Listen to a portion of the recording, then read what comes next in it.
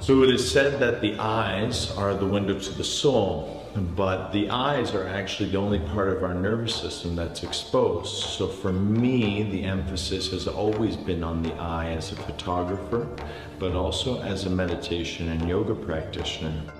So eye seeing eye is really about the eye seeing the eye, first seeing the self, first take the external senses and turn it internal.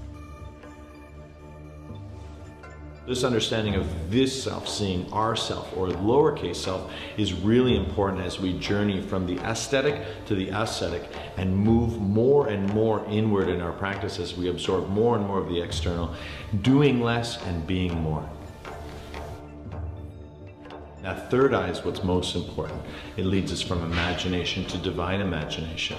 It leads us from creativity to sort of supernal creativity. When we close the eyes, we start to enter into a state what we call pratyahara, which is sort of an internal drishti. And when we get to the self, when we start to understand ourself, especially as a photographer, one starts to find their voice. And so the images you see here are part of that voice. The little book, the sculpture, all the music, all the manifestations of it are really a deeper understanding of what is the nature of being an artist. And from that place, departing and arriving the same through the meditation.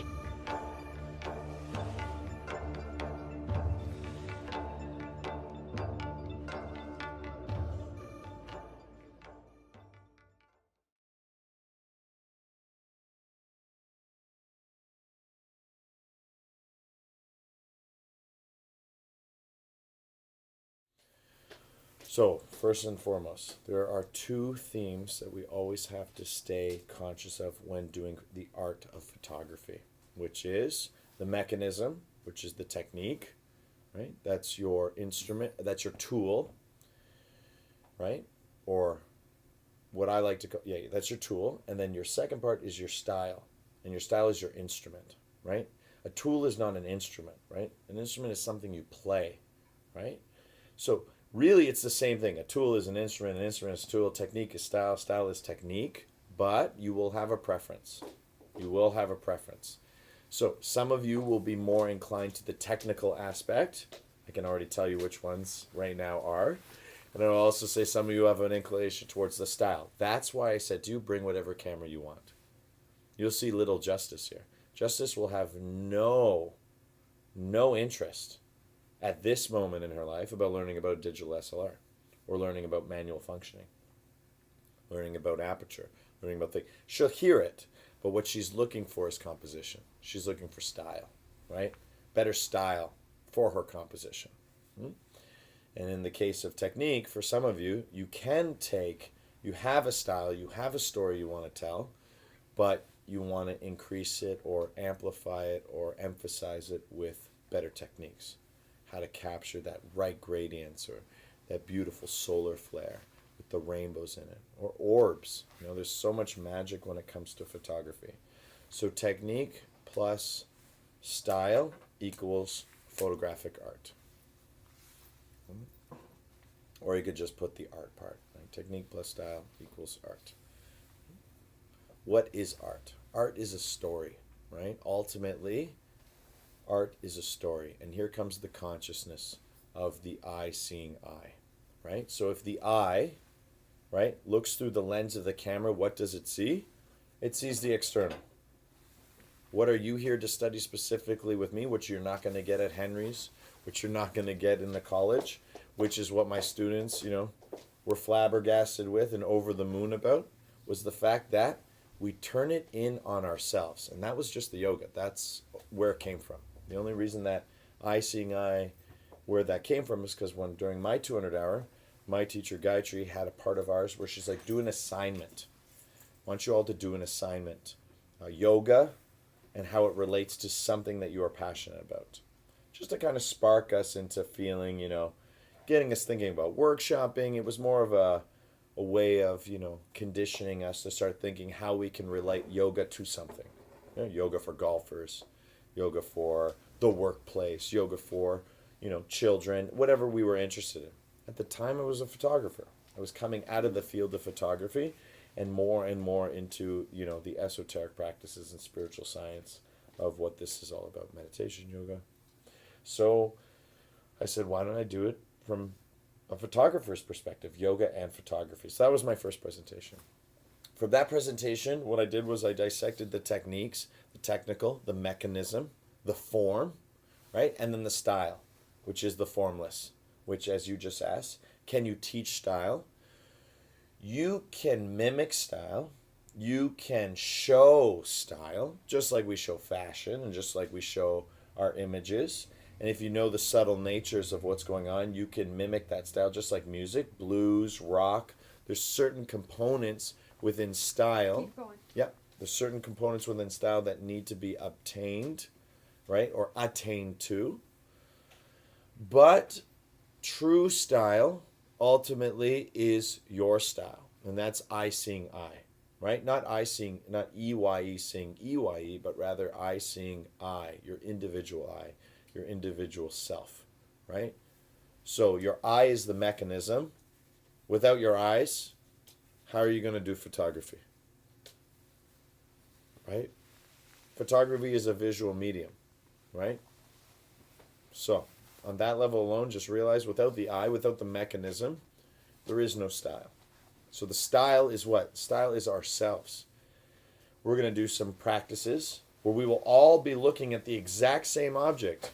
We will have 1, 2, 3, 4, 5, 6 different images. Guaranteed. Absolutely guaranteed. And once you start putting in the manual functioning, you're going to get 6 totally different images. Different angles, different perspectives, all seeing the same object. Why? And this again comes to the yoga, because the subject is different. Even though the object is exactly the same, each of us come to the object with a different subject. But this is what is not really focused on in photography. Because as I've always said about photography, photography is the most celebrated medium in the world right now. You could say music, photography, it's hand in hand. But right now, you would see more visual input, even because we have screens. So even the radio is a screen now. You see what I mean? It's all a screen. Everything is being projected through a screen. The radio is being projected through a screen. So we're living in a very dominant visual world. And the visual is the real dominant right now. And anyone can pick up a camera now, because a camera is literally in everything. Our cars have cameras. Our computers have cameras. We don't have to buy it anymore.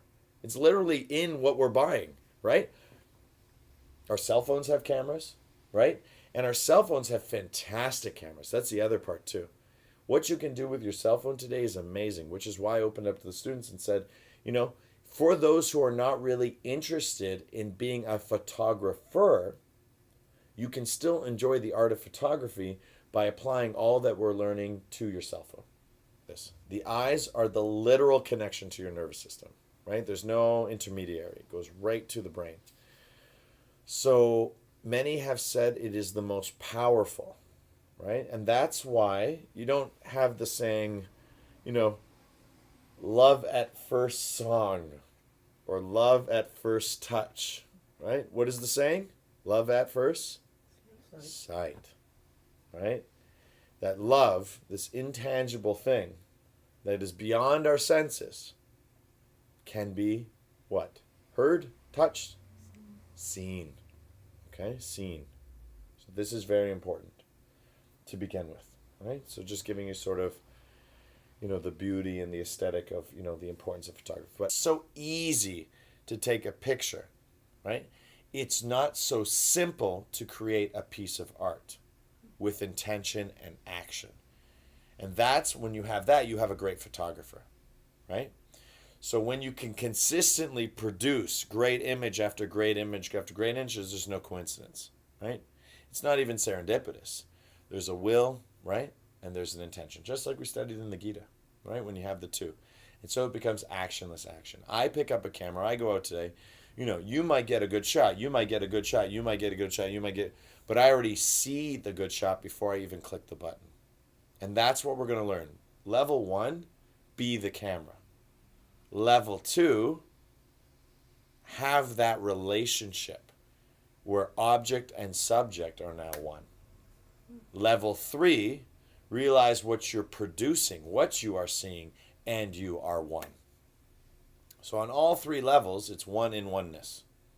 Right? That's the idea. 1 plus 1 plus 1 equals 3 in oneness. At the end of the day, that image is me. Whether the model, whether the subject, the object, all of it, it all has my fingerprint on it. And there are stages throughout the whole process. Depending on what kind of photographer, how much style you want to put into it is how much processing you'll do at the end. Or you'll be a purist, right? You'll just say, no, I spend all my time going out, I take the shot, and that's what I want to show the world. That this is a raw image. Let them do with it what they want, right? But a magazine will never generally release a raw image. It doesn't have enough, chutzpah. It doesn't have enough energy, right? To, capture the imagination, right? The imagination, not the eye. It will capture the eye. Oh, that's a really nice image. But it won't be a great image unless you do all that extra work of developing the image. Just like they did in the darkroom, now we do in what we call Adobe calls the Lightroom. You can go as far as you want to go with photography. You can become obsessed with photography. The same way you can become obsessed with yoga. You can become obsessed with martial arts. You can do all these things. But at the end of the day, it's about the meditation, right? It's about the meditation, right? The practice of meditation, the practice of the photography, right? At the end of the day, we're going to stay aware of that obsession. That's our interest. What are we looking for? And why are we looking for it? And how do we capture what we're seeing, which is the struggle? So, to overcome this struggle, we practice, we study, and we practice, and we study, and we practice, and we study, and we start to form a portfolio of images. These images start to show us our story. What is it we are seeing in the world, and what the world is seeing in us? So what's most important here, we've sort of deviated from the main message, which is photography is, and this is a period statement, is the easiest medium to be a professional. Or let's put it this way, to look like a professional, right? Oh, right? And literally, an amateur can do that. And that's why even Apple has done a whole campaign. I don't know if you've been in the movie theater lately, but they're doing a whole campaign on shot on iPhone. Cool. Shot on iPhone. And they're not even developed images. They're just really cool images that really you could only get if you had your iPhone on you. We didn't have all this equipment, right? All this, mechanism getting in the way of your story, right? So it's like this moment and you're just like wham, like a pistol, bang, right? You got it. You're right there on the action. Like the GoPro cameras, this whole revolution of having the technology, the high resolution technology in the palm of your hand. That's rare, right? No need to worry about functioning. The camera, it's a computer. It's going to do it all for you. Okay? So it's the easiest to be good at. It is the hardest to be unique at.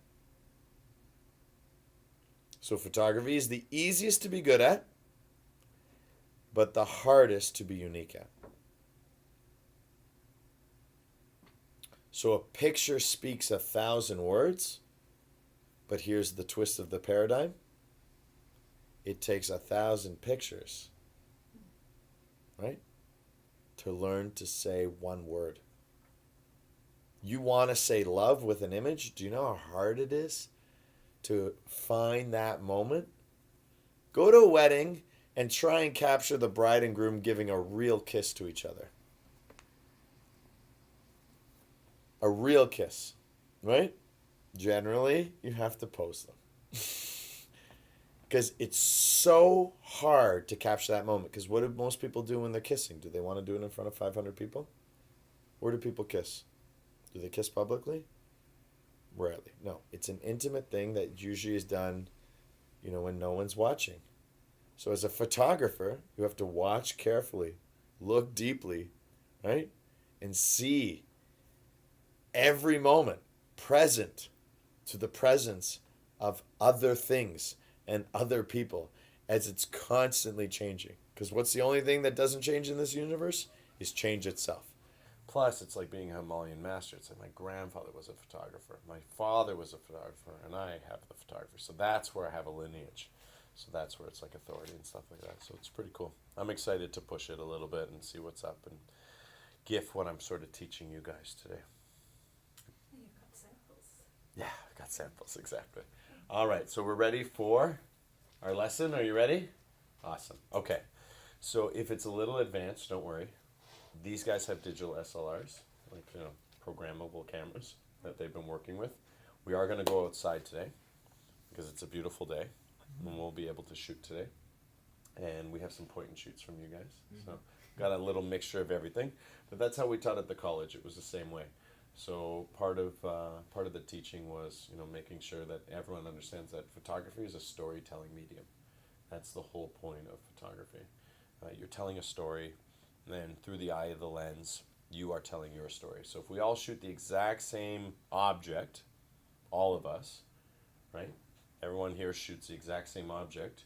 We're still getting 1, 2, 3, 4, 5, 6, 7, 8 different stories. Why? Because object's the same, subject's different. So the way I shoot it, the settings I use on a technical level, the style in which I may want to, with post effects, that's where your cell phone has the energy over their digital SLRs because they got to bring it into the computer. So I was trying to teach them the difference between that technique and style. Technique plus style equal story. That's it. That's what we're trying to tell. So sometimes your technique is your style, which then makes for your story realism, right? Or, for example, like Justice with her cell phone, it doesn't matter what the technique is, right? Composition's composition, maybe a little bit of technique, but high end on style to give her also a story. The story in the end is all quality. Makes no difference what software you're running or what camera you have. At the end of it, it's all about the story. And the story is, the primordial wisdom, the immemorial philosophy. It's always there. We need stories. And a picture says 1,000 words, is the old colloquial saying. But it takes 1,000 pictures to say one word. So you're going to practice and practice and practice, like our yoga practice, in order to get flexible or, stretch the mind as much as we stretch the body. It's the same with photography. It takes a lot of pictures and a lot of shooting to kind of get to the final verdict of, I'm telling a story. I know what I want to tell. And this is what I want to project and what I want to show. And it's coming from my heart, and it's unique, just like my fingerprint, and it's a moment in time that I've captured to preserve, to echo into the present. So that's sort of just a little bit of a beginning. What I teach, and that's why it doesn't matter what format you use, is that you are the camera.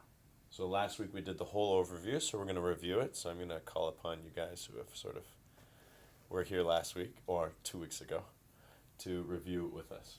So when we say we are the camera, the first thing we start, particularly around cameras, is, of course, we have this thing called a camera, and what is it? That's the first question. What is a camera? What is that? What is that? What's it made of? What are its components? And how do we identify with it as a person? How do we see that it's just an extension of ourselves? So my whole hypothesis is that the camera is literally an extension of ourselves, and they will keep evolving them to the point of exact optics and retina. Our eyes are super complicated and super complex, and we get to still see much more without all the hodgepodge of autofocus. When lights turn on, lights turn off, our eyes are just clicking. Dust is on the lens, no problem. We blink, it's gone. Water, we have all sorts of things that our cameras naturally do. Our eyes do that our cameras don't naturally do. So when we get to manual is mastery, right? And so we're going to work our way up to mastery if we have digital SLRs. So do you have a digital SLR for using a programmable camera? This one you can program somewhat. I've never learned how to. Okay. Well, today will be fun. I have used 35 mil SLR. Okay. And I had all the attachments for that. And Great. Different lenses and Great. stuff. So. Okay, cool. So whether your choice is or on a phone, like I said, It's open to all. So let's start our review. So the first thing is, in all cameras now, it's the digital age. The first thing is the microchip. And the microchip, or the sensor, whatever you want to call it in the camera, is our brain. Absolutely. So that's our brain. So first and foremost, we're going to start there. So here we are. We have the sensor. We have this microchip. It is our brain. And that's where that dial. See that dial on the tops of the camera? It says auto, shutter, aperture, manual, all that shifting. That is all your ability to tell your brain what you want it to do. In your case, Miss Justice, your whole camera is a complete microchip. So you have very little, what we call like the technical, like mechanisms, as these guys do. But yours is more, it's all brain and little eyeball. That's the way we're going to describe it. Which, if we have a digital SR, does someone want to pull it out? Yeah, someone has their thing. You'll see that it's, a balance, or if they have a really big lens, it's like little microchip, big eyeball. Lots of glass. There you go. So what you pay for with a camera, well, we have to realize with our cell phones and everything, why they're still inexpensively priced and this and that compared to like this, is when you're paying for a camera, you're paying for, first of all, the sensor. If it's medium format or if it's full format, full frame, medium frame, crop censored or full frame. But really what the most expensive part of the camera is the glass work, is the lens. That's what you're paying for. And so when you get a lens, depending on if it's crystal, basically you're buying crystal, it can go as high as $1,800, $2,400, and even further. Film cameras for Hollywood, big long lenses. That's a lot of physical material, glass. And that glass captures the highest quality image, the light. Okay, so we have the brain. Next thing we looked at was program mode. And in program mode, we looked at two concepts. The first one was ISO, right? And the second one was flash. Do we remember? ISO was the? Sensitivity. That's right. And what was sensitivity? Like what gives us our sensitivity in our bodies? Your skin. Good. Skin, nervous system. Exactly. Your nervous system. So the ISO is depicted as your nervous system. So this is when the old days of film you used to put in 400 ISO, 800 ISO. You had to actually physically change sensitivity of film. Like, Kathy's too sensitive today. I'm going to hang out with my daughter today. It's like realizing that all human beings have sensitivities, from 200 to 3,000. And so now in the digital camera, you don't need to change the backs. My father shot photography. We were doing weddings. We had to have 3 cameras at all times. We had to have one camera for high ISO, one camera for a low ISO for outdoor, because you'd be going in and out of the house, and we had a third camera for black and white. So now the camera senses whatever the light conditions are and adjusts it automatically. Now, exactly. So your ISO can be programmed automatically. So again, it will just naturally change the sensitivity. Oh, it's it's like a subway. Be on your best behavior. You know what I mean? Like it will drop down the ISO, let's say, in this particular, lots of lighting, right? And then let's say you're, out at a nightclub, it's very dark, you can have a high ISO because you need to be more sensitive because you're at a club, blah, blah, blah. It's darker. So you're The allowed. cameras today have light sensors in them. They Yeah. didn't have in the old 35 millimeter That's cameras. right. So the light sensor does some of the ISO selection. That's for you right. too. So you don't have that, that gun thing where they go click and they read the lighting. That's all done. The light meter. And Yeah. stuff, yeah. Because I used to have to, pick, if I'm shooting something in bright sunlight outside, maybe at a car race or something like that, you maybe use 400 ASA or something, That's right. and then if you're doing indoors, might be 100 or. Yeah, exactly. So that's all determined on program mode. And we also learned about the flash. Flash being we could drop the lens, sort of the lens contact of the flash, and keep it down, which we couldn't do on automatic. So that's our little review. Okay, good. So today we're going to focus on two parts, and we're going to go outside and actually apply it. So the first part was shutter, which was, we have our brain, we have our nervous system. Now let's go to our eyes. Right, our eyelids. So when we're dealing with shutter, we're dealing with the speed of closing our eyes. So when something is moving by really fast, so Justice, this is where you're going to have to jump in now and think. So if you're watching Colton's, rugby game or something, and a ball is being thrown, that's super fast. If it's in a low lighting condition, your phone is not going to capture it, right? It's going to have this, like, have you ever seen when you try and take a picture in like something fast when it's dark, it comes out all blurry? You haven't had that? No. Because your flash goes off? Right? So if you didn't have your flash on and you're in a dark place and things are moving fast, have you ever seen it come out blurry? Have you ever seen a picture? Never? Okay, we'll show you today. So what happens generally is the shutter stays open. Movement is faster than the blinking of the eye. So we're talking about old Bruce Lee films. He had to be told to slow down because he was moving too quick. They weren't seeing his arms moving. They were only shooting at 30 frames per second, right? So until camera technology got faster, now we can watch, super fast action sequences, and they actually speed it up a little bit, but everything is captured. So shutter speed is blinking. So if you look at your finger and you blink really, really fast, you can see it like tiny still images, right? Rapid succession. That's how we were able to see if a horse was on 3 feet or 4, if it ever like lifted all 4 feet off the ground. Photography is what solved that riddle. So shutter, if we speed it up, we get to see it in single frames. And if we just open the shutter and then close it, your eye and your brain is seeing the finger move like this. But if you had your camera open and your finger moved like this and then it shut, it would see a blurred streak. If you flashed it, right? If you opened the camera lens, flashed it, and then streaked, you would see my finger, and then you would see the blurred streak. Right? Because it is a blurred streak, but the camera isn't registering a single frame anymore. It's the whole picture as one frame when the shutter is wide open. So that's when we capture the night sky, and we see those stars going in circles. It's because it's open for a very long exposure. So if you did that, shot a picture with a slow shutter speed Yep. and a flash, Yep. so you'd have a single image and then a blurred streak behind it. Yeah. So So, to create Linda, that can you effect. go grab me the yoga? Oh, right there. Right down there. The Yogasana book. So what we discussed last week was Vishwaji, my teacher. He had a book, and my friend, who I was studying at the ashram with, who exchanged the yoga program for doing these pictures, he's a GQ photographer. He took all these beautiful pictures of Vishwaji. So what he did here, this is a kind of an optical illusion. This is why it's a beautiful piece of art. Because what happens is you have Vishwaji in a very difficult yoga posture, completely still, right? And you can see that he's quite lit, so there's definitely an external light source on him. But down here at the river, did you notice does water look like that? Right, no. It doesn't have that, silky soft. And do you know why it's silky soft, Justice? Because the shutter's wide open. So if you want water to look like this when you take a picture of it, you got to keep the shutter open. And that's what gives it this look. So the shutter's wide open, but of course because of the flash we have Vishva, still, like I told you about my finger, although that blur is, so it keeps him still. So this is a very beautiful image using shutter, techniques of shutter to accomplish like a very, mesmerizing photograph.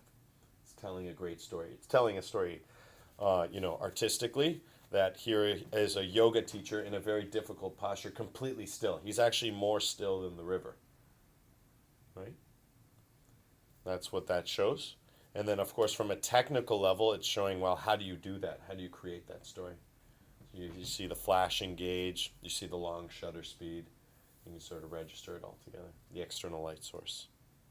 So you can see it all together. So that's how they did that? They just had the shutter open and then Yep. stay open for a period of time? Flash, hit Vishwaji, right? Freeze him. But what if he moves? Well, he will move a little bit, but the flash has caught in that first image. You So see? even if he moves after the flash has gone off, that's not going to affect He's holding the posture pretty still. But if it was shot at the same shutter as this, he would look blurry. He wouldn't look razor sharp. Right. He I looks guess it's not really open that long, is it? It doesn't take that long. no. For this one, it would probably be a 3 second, Yeah. right? So again, in 3 seconds, he's probably shaking a little bit. He would be a lot more blurry, but he's razor sharp. That's the flash. And then the water blurring out. It's because it's rushing so fast, the camera can't capture droplets. It just, this smooth, white serpent kind of look to it. Cool? All right, so that's that.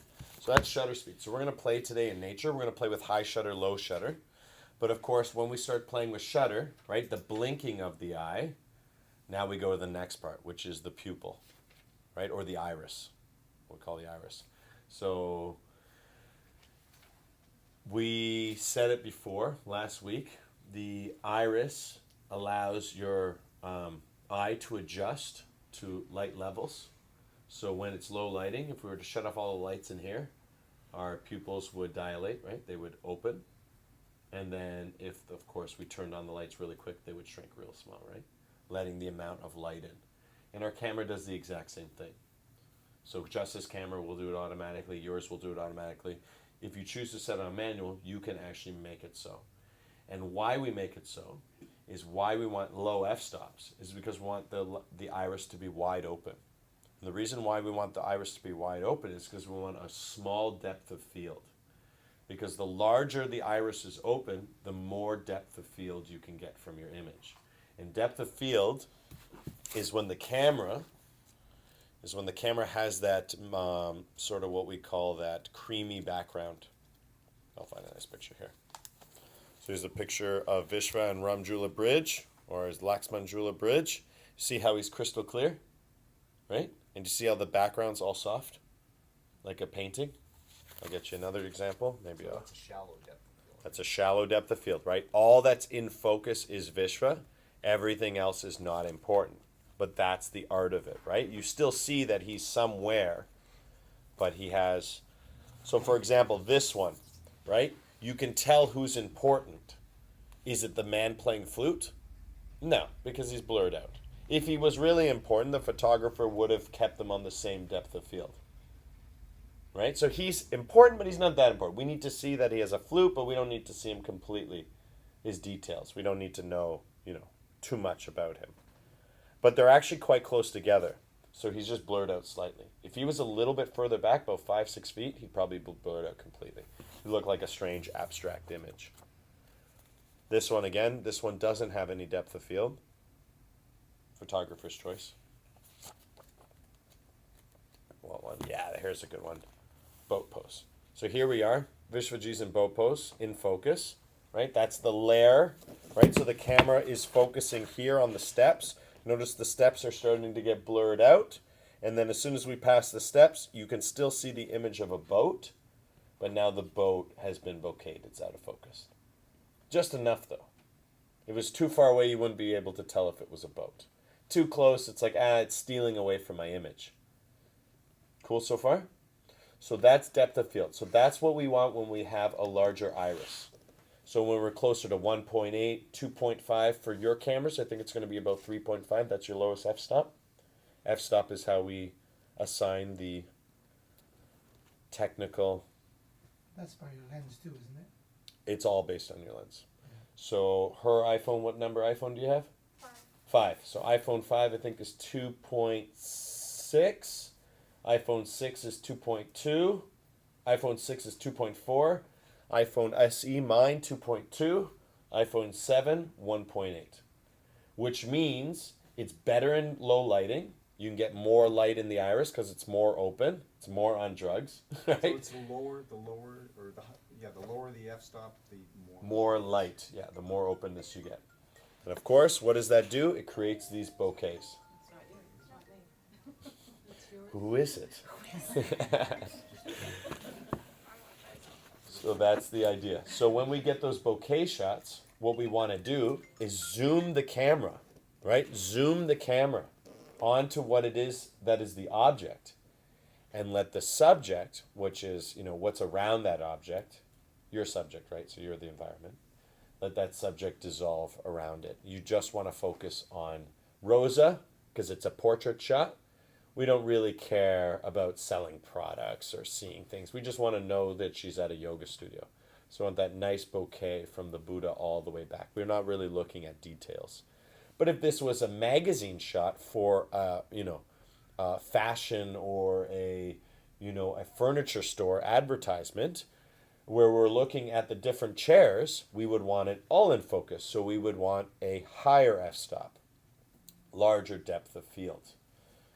So once you get up to f22, That's a great f-stop to have at the top of the mountain if you want to capture all the mountains in the background razor sharp. And I'll show you why.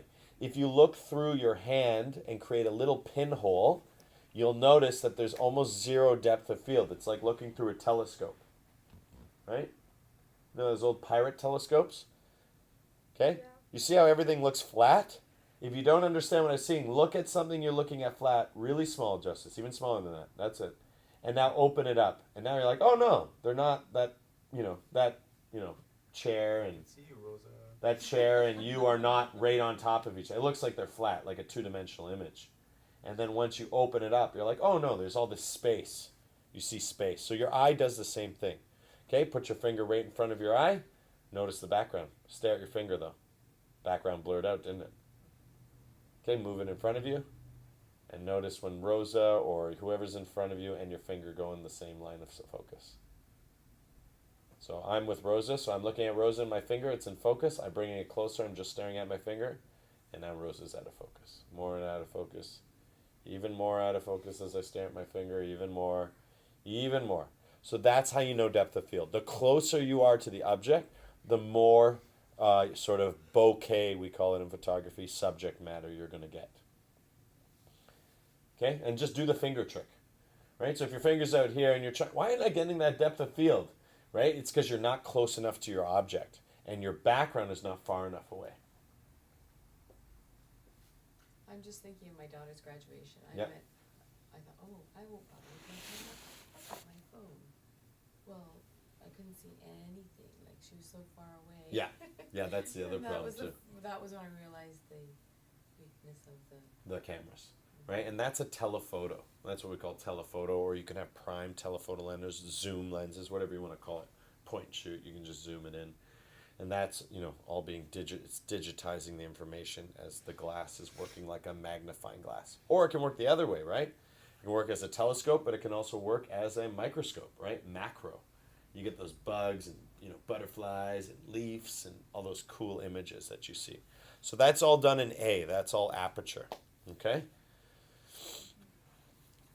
Did you say for larger depth of field, the f-stop is larger? So larger depth of field, lower f-stop. Lower. Lower f-stop means 1.8, right? Right? So larger depth of field, lower f-stop because it's a sliver. So if I shoot family portraits, I always shoot family portraits at 5.6. The reason why is 5.6 is about, again, you have to shoot 1,000 times to kind of figure this stuff out. Like, you can be told it, but it's really practical stuff. Sometimes in low lighting conditions, you'd be at 3.5, but you're going to screw up because you don't. So for example, if I'm standing here, right? If I'm standing here and I have a kid right here, right? Which is usually what family shots do, right? There's someone in the foreground, someone in the background. If you're shooting at 3.5 and you autofocus for the kid, I'm going to be blurry. If you're at 3.5 and you focus, you're like, focus the image. Why are they not in the same? It's because your f-stop is too low. Your depth of field is too low. It's only focusing from here and it's blowing it out. So what you want is a larger f-stop that sort of says, no, if I focus on the kid, I also want Alex to be in focus. So I need a larger f-stop because I have two layers. Now, if I have a family shot with him and me in the same line, then you don't need that. 3.5 is fine. Because if you focus on his nose, we're in the same plane. So you got to always think of photography in terms of slices, right? It's a slice of reality. It's a slice of life. You're actually seeing it like pictures in front of you. Depending on what you want to see for your current picture, you're imagining it and you're slicing it, you're cutting it out. So one of the things we're going to work on outside is seeing things flat, which is it's very hard to do. Okay, so I'll give you an example. Justice is sitting there. Great. It looks like a great picture from my perspective. But behind her, there's a chair that's actually sticking just slightly out of her head. So it looks like there's this funny little horn sticking out of her head.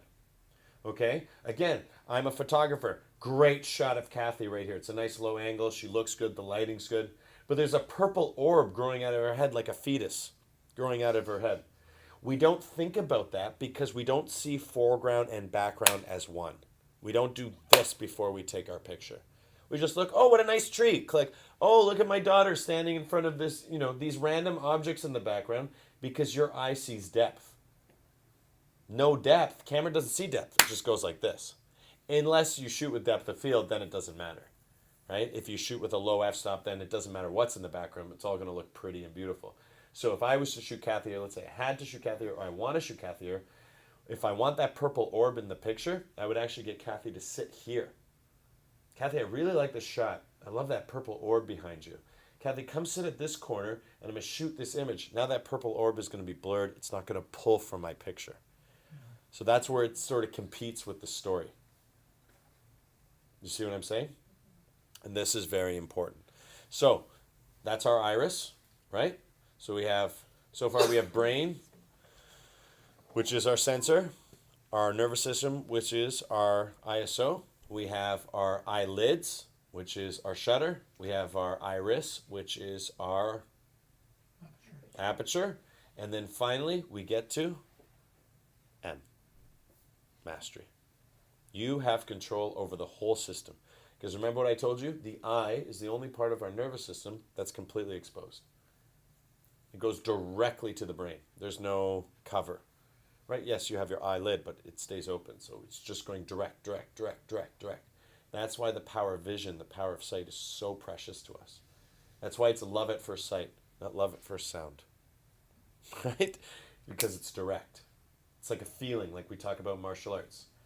You need to feel it. Feeling it is seeing it. But we don't talk about seeing it because people think seeing with your eyes. It's not just with your eyes. It's the whole system. Bam, it's done. It's already done. You already broke the brick. Right? You've already knocked over the pad. You have to see it. Not see it. You have to feel it. Right? That's what we talk about feeling. To kind of give a better explanation of it. So a photographer, same thing. You want to see the picture before it happens. You want to capture all of this in your mind before it happens. So this is all happening on a technical level. So now we're going to talk about composition. Good so far? Questions? Perfect. So we'll go outside and we'll work with different difficulties, different layers, who has what and what has who. But for now, we're just going to talk a little bit about composition. So while we go outside, we have to realize that a story is being told through our camera lens. And have you ever seen those grids on the cameras? They have those quadrants. Called the rule of thirds. Okay? And in the rule of thirds, you can tell every story. Because as Westerners, how do we read books? Right? Jews read from the center to the outside. Right? From inside to out. That's how the Torah is read. Chinese, ancient Chinese, let's say, up to down. Right? That's how they read. So if they were looking at this picture, they're going to read it totally different than a Western mind is going to read it. Because how does a Western mind read? Left to right. So what is the story being told left to right? Right? Oh, it's a boat. Oh, it's a boat. Oh, it's a boat. Oh, there's a guy. He's doing yoga. Oh, what is he doing? And oh, it's a boat. Oh, that's so clever. It's a boat pose. And that's what the photographer is telling you to do. Because you read left to right. Every image you read is left to right. Can we see the picture? Yeah. So even in a photograph, our minds would go like that? Absolutely. Every time. When you're taking in information, when you take in another person, you'll actually do that. Really? Yeah, I'll show you on the big one. So what we do, here we go. So composition works in the rules of three. One quadrant here, one quadrant here, one here, one here. Perfectly divided up. Can you see it in your mind? Right? A third, a third, a third, a third. You see that? I will guarantee that this is right on that quadrant. Because that's the story. Stay on the bridge. So the way the photographer has shot this is if we take it from the top quadrant, right? This is where we're starting at the top of the page, right? This is the literacy of consciousness when it comes to photography. Reading pictures like stories. I can spend hundreds of hours on a single image. That's why, we all love our own work. Like, it's not narcissism, but in a way it is, because you know the story going into it. It's a moment. And you can stare out at this moment forever. And a good moment will keep giving good things to people who see it. It's like an emanation, like a yantra in yoga. So we come across. So far what's happened? I'm coming across the dead space. I don't know what this is in relevation. I just see white. And then I hit this green thing. Ooh, what's this green thing? Ooh, oh, it's a tree. Oh, now my eye has been able to discern what it is. It's a tree, right? But it's not in focus. I don't know what kind of tree is it, do I? It's like a mystical tree. Now I understand, oh, that's fog, that's a tree. So we got to first make it, only imagine you're only seeing this for now. Because this all happens in a second, a blink of an eye. So it's coming across, oh, tree. Okay, here we go. I come all the way across. Still tree, anything else? Oh, fog. Oh, mystical fog, right? So it's a tree and mystical fog. What's the next part of the story? Ooh, what's this? What's this thing? Ooh, it's rope. Okay, let's go down, right? Down the quadrant. Ooh, wow, look, it's old rope. Ooh, it's this old rope. This is really cool. Now I'm going to cut across. Ooh, one layer. Ooh, two, three. It's a rope bridge. Ooh, look how cool this is. Wow. Rope bridge. Right? Oh, and perfectly positioned. Right in that quadrant. You see? 1, 2, 3. Exactly where the tree ends. 4. This is a really good picture. Because he's positioned it with perfect composition for our eyes to read. Oh, the bridge starts right here. This picture would not look as good if it was sectioned here. It'd be telling a different story, inviting a different story, right? It actually looks a lot more powerful it being on the rule of thirds than it would be centered. Can you see it? Because you wouldn't feel trapped. You see, even walking sideways to it, right? You feel like you're actually going into it. As if it was coming over here, you'd almost feel like this was cutting you off. So see, it's very inviting. This actually is positioned perfectly for the studio, because when you walk into the studio, you're being invited into here, which is then into the yoga studio. That's why everyone really loves this image. If this image was over there, people wouldn't love it so much. They actually put it in a perfect place. It's actually one of the rare placements of images. Yes? Where's the focal point of that picture? I'm having a hard time Okay. spotting that. So I always call it, there's a passive and a dominant. So I call this the dominant. This line, what comes in here is dominant. This line I call the dominant line. So when you're shooting pictures, depending on where you put, I'll show you a portrait in a second, you'll understand the complete concept, but I'll show you. So this is the dominant line because it's the first thing you hit, right? So if it was like, let's call it masculine dominant, feminine dominant, meaning just like, or sky and earth, whatever you want to call it, like yang and yin, or ha and tha. Either way, one is the sort of red energy and the other is the blue energy, okay? Just opposite. So this is the opposite dominant on this line. This is dominant dominant. This is passive dominant. And this line is the passive line. This is passive dominant. This is passive passive. Cool so far? So we come across, right? Mystical tree and blurry. That's dominant passive.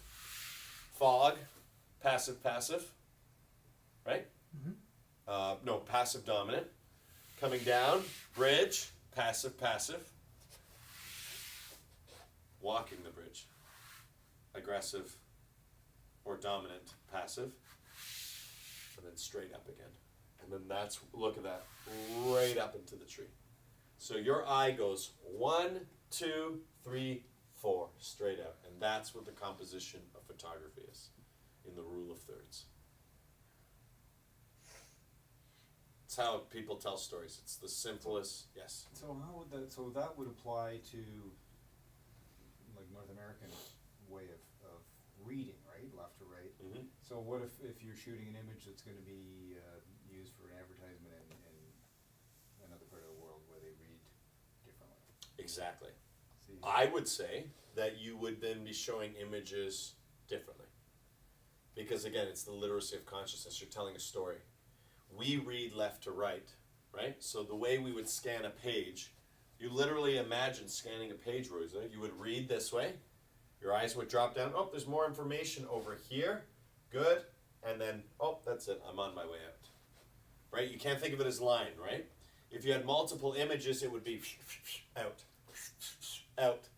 It's What the if it was- fastest way. What if it was modern art and this is completely white and there's one red dot over there? Right, so you would see it as, again, if it's going this way, if it was positioned here, it would be dominant, dominant, right? If it was positioned over here, it would be passive, passive. If it's positioned over here, it's dominant, passive. If it's positioned over here, It's dominant, passive, passive, dominant, whatever. Yeah. But you'd still be doing this before you'd look at the red dot? In the rule of thirds, which is general composition on all, it's a universal standard composition, right? In the rule of thirds, that's what you would be seeing. These hot spots. It's a square hotspot. So it's here, here, here, here is where you're going to get the most power. So if, for example, if this bridge was over here in this corner, is it going to create any power to your image? Right? If you have a portrait of someone, their face is over there, and you have all this dead space, is that going to do anything? No. Where it's going to make effect is here, here, here, and here, around this sort of central axis. So there's different ones. You can do spirals. There's all sorts of different ways of reading an image. It's just your guidelines, your composition lines, the rule of thirds. Sometimes, like a lot of photography probably happens today with happenstance that they get it right. Yeah. You know. Exactly. But that's where it's like now you know why they get it right. Yeah. Okay, so for example, this was a portrait, it's a blank canvas, right? Obviously I'm a little low, right? I'm a little low to create a real feeling of anything. But let's say I was in the perfectly gridded zone, right? I'm standing here like this. Very dominant, possessing. As soon as your eye comes into the page, boom, there I am, right? My head is here, so you're looking straight into my eyes. I would want the eyes right on that line. My hair just above that line, right? Boom, right? Because that's not as important as my eyes, right? Whatever's going to be on that rule of thirds line is the most important information. I'll show you some of your best pictures, Justice. You'll see that you followed the rule of thirds without even knowing you did it. Yeah, it's really cool because that's what makes a great picture. So boom, that's a dominant one. Okay, you'll also see these ones, right? Now, I'm purposefully, this is all white now. Imagine this is all white. Have you ever seen a picture like this? They have that white thing. You can imagine even a scarf flowing, right? Yeah. Right? That's this image. Passive, right? Feminine, more feminine, right? It takes a while to get to your subject. It's a nanosecond, but it makes all the difference. You get a feeling right away. If I do that over here, right? If I do that over here, this is the masculine feminine. If I do this over here, it's feminine feminine. You see what I mean? You're changing the lid, right? This is your dominant line, and this is your passive line. So generally what you'll see is different combinations of this. Okay? Now, let's pause there. Who's into taking like sideways shots of things? Yeah, you love sideways shots. So here you're gonna love this. Okay? Positive slope, negative slope. Because this is where the eye comes in, right? If the eye comes in and you have a negative slope to your image, right? That's positive. Because it follows nice look. Your eye gets it. Yep, I come in and I go down and drop off. So, if you had a waterfalls, could you imagine it? Rocks and everything up here, and then the waterfall going whoosh.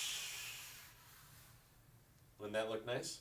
Right? It's natural. It would come in, oh, it's a waterfall, I can identify it, and I get this water. Okay, now imagine the opposite. You see nothing here, it's just fog. You see a pool of water, but you haven't gotten all the way there. So all you're seeing is fog, fog, fog, and then you see whoosh, big waterfall. Passive, right? See, it's hiding over here. Passive dominant line. So there it is, boom, it's boiling down. So your eye goes here, whoa, I hit a waterfall. Okay, I'm coming down, and I come back up, and then I'm out. But this way is much stronger because you hit the waterfall twice. Once, oh, I want to see that again. Right? And the other one, you just hit it once. And then you come up and it's just dead space there. So depending. So this way, right? This is the more positive way of reading an image. And if you slant it the other way, it's the negative way. Why? Because you're running into it. Whoa! I just ran into an image and all the action is going this way. So you go one across, oh, and then you come up. Oh, I get it. You come back. So generally what we want to do is put positive slopes on things. So when shooting, you want to be shooting this way. Tilt. Because if you tilt this way, but you might want to do it this way, right? Depends on what you're shooting, what your subject is. If you want to create that abrupt hit, or you want to show the natural way your eye would see it. Again, visual literacy. This is what your eye is naturally doing. You're always sizing up things. It's really hard because it's a lot like yoga. It's like trying to make you see something as beautiful. Either you see it or you don't see it. You can teach, beauty is taking care of yourself, being clean. But she's not skinny enough. Well, that's just your preference, right? So again, with this kind of stuff too, it might be, for you, it might be better to put it over here, even despite what I say. I might say, well, it'll be stronger if it's over here. But if you don't see it that way, you don't have to do it that way. It's just composition. Yeah. I'm just in the middle of designing a pendant for a client. Mhm. She's into dragon boating. So the pendant it's a rectangular image, dragon boat with the head of the dragon Yeah. at one end, the tail at the other, and then a stone at the top. It'll be like a moonstone. Nice. When she sent me a picture of the like a dragon boat image, and she said maybe you could use this, but the head was this way. Yeah. You didn't like it. No. Yeah. Right away, See? I said, it doesn't look right. Do you want the head on the left or on the right? And That's she right. she said, no, actually on the left. And it just looked better. Is that the She reason wants it for here that? or here? Where No, she want? here. She wanted it here. The head of the dragon. And you're like, no, it doesn't look good. No, that's what looked good to me. Right, But because the it's picture coming. she sent me had the head here. Right, because here you're starting at the back of the boat Yeah. and going to the Yeah. front of the boat. Yeah. And it Which just, this way, it feels like the boat is, you see, it's a Yeah, clear it's- you see the image. head of the boat first. That's right. And I didn't understand why until you explained it. It's So that optics. It's makes your sense. mind. And the moon would be up here. That's right. So you sort Which of is the feel- passive. Yeah. Right? So what is the important piece of information we want? Right? So if we're shooting a sunset, we want the sunset here or the sunrise, let's say. Either way, if the sun is the emphasis, whatever's your emphasis, keep it here. This is your dominant space. And whatever is your secondary subject matter, keep over here. So let's change it up. Let's call this primary subject matter, right? Secondary subject matter. So in the case of the boat pose, Yeah. the boat is sort of out of focus here. You see that first before you see the Because he's setting you up to go boat pose, right? He's setting you up for it. That's why it's a good picture. Again, you could see the posture, but again, if you changed it up, you'd have to actually shift it around. You'd be like, no, that's the best composition, because it's the best story being told. Mm-hmm. If it was the reverse, if the pose was here and the boat was there, Yeah. you'd see the pose. Well, I'll even first give you an and- example. Look at this yoga girl, right? So this is one of my images. This is the yoga girl, right? Imagine, just like you said, right? Imagine if it was flipped the other way, and you're looking at her crotch first. Can you see that? Yeah, I know. Can you imagine looking at her, her butt? Well, it's actually her, her pelvis first. No, you want to look at her chest first. That's the most highly lit part. And then let it curl back into the feet, which go into the head. But you see, it's exactly the same composition. It's all centering those sort of 4 points around that center square. Because that's where the most emphasis is going to be, right at the center of the image. So it circles the center of the image. You guys want a few more examples? Okay, I'll give you one. That was like photography totally different. It's also has something to do with how much pictures in front of you are looking at. I got my little and the photography images. book too, but I'll use my print since we have them. And that one there, Yeah. and that one. Okay? Yeah. So what about this one? So, talking about composition, what about this one, right? Okay, so we walk into the space, and again, it would look totally different if her gaze was here, right? The feminine again, staring this way, right? So, away, right? But it's also the energy of the image, right? Right? The energy of the image that pushes this way, right? She's moving into it, into the story. Cuts down, you're in the woods, coming back up the hand. But what is really striking about this is, again, it would look totally different if she was shifted the other way. It would be less feminine. This has a lot of feminine energy to it. But it's also because of the composition. Right? So composition finds it, yes, she's a beautiful girl and she's feminine, but you also have to stage her that way. Right? You can make her look strong. You can do anything you want. Okay? Look at this one, for example. Okay? So obviously the stone is the center of attention, but why put it to the bottom corner? Because it's so powerful, right? The stone is so powerful. right? This stone is super powerful. Right? Okay, so this is a phosphorescent stone. What's interesting about it is all the things around the stone. So for me, there's a lot going on back here, especially if you see the original digital one. There's a lot more. When it gets printed on canvas, you lose a little bit of like the detail because it bleeds into the canvas. But there's a lot going on right here, which is super energy. So this is the passive, which is dominant, right? And so everything that comes around it is sort of where I have the first part of the story. You have all this magic. Oh, where's it coming from? Where's all this magic coming from? Oh, the stone that someone's holding in their hand. Oh, cool. Look at the magic one more time. Emphasis is on the magic, not on the stone. Stone is secondary in this image. Magic is number one. Right? If I put the stone here, right?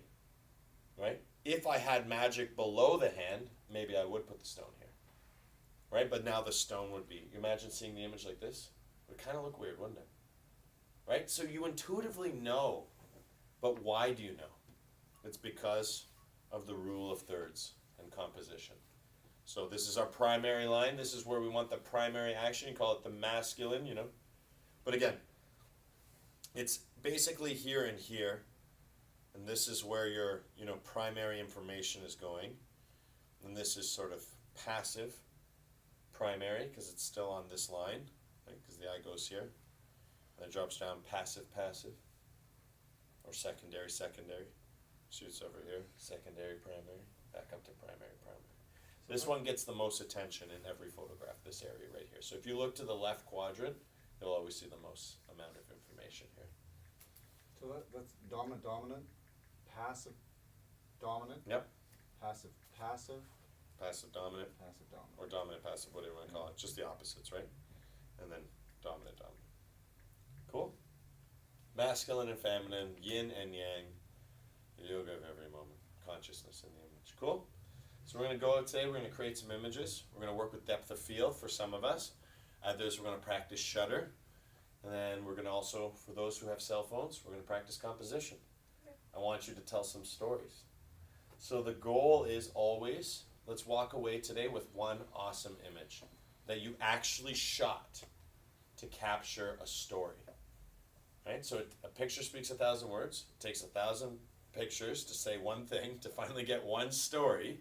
And once you have that story, it will literally speak 1,000 words. So that's really important. So let's look for that today, okay? Awesome?